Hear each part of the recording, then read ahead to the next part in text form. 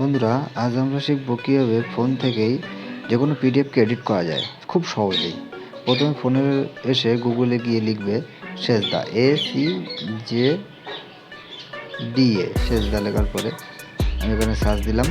এখানে প্রথমে যে লিঙ্কটা এসছে সেজদা হেল্পস, এখানে ক্লিক করবা। ক্লিক করার পরে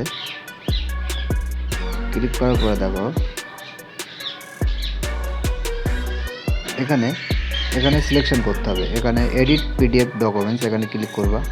করার পরে আপলোড পিডিএফ ফাইল, এখানে ক্লিক করতে হবে। এখানে ক্লিক করার পরে এবার এখান থেকে আমি একটা পিডিএফ ফাইল নিয়ে নিলাম। নেওয়ার পরে পিডিএফ ফাইলটা আসার পরে এরকম একটা ইন্টারফেস আসবে। উপরে এই ক্রস চিহ্ন দিয়ে এই নোটিফিকেশানটা এখান থেকে আমি হাটিয়ে দিলাম।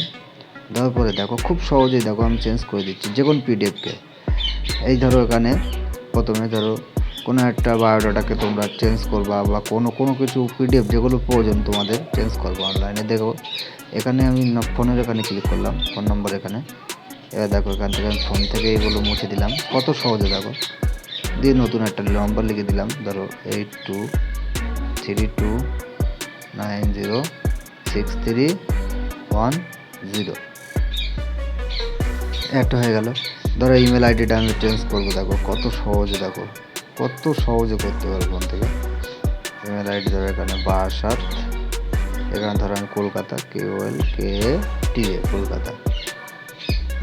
যেটা মনে করবে তা সেখানে গিয়ে একবার এখানে এরকম একটা ক্লিক করতে হবে।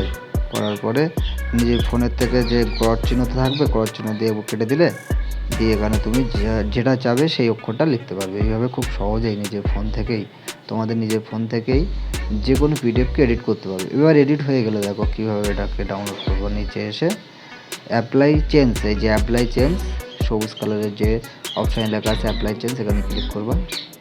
ক্লিক করার পরে দেখো ইওর টাস্ক ইজ প্রসেসিং, অর্থাৎ এটা ডাউনলোড অর্থাৎ রেডি হয়ে গিয়েছে। এবার এটাকে এখান থেকে ডাউনলোড করে নেবে। ডাউনলোড করে নেওয়ার পরে ডাউনলোড করে নিলাম। দেখো এইভাবে খুব সুন্দর, খুব সহজেই তুমি যেভাবেই মনে করবে সেভাবেই এখন পিডিএফকে এডিট করতে পারবে। ভিডিওটা ভালো লাগলে অবশ্যই লাইক সাবস্ক্রাইব করবে। ধন্যবাদ।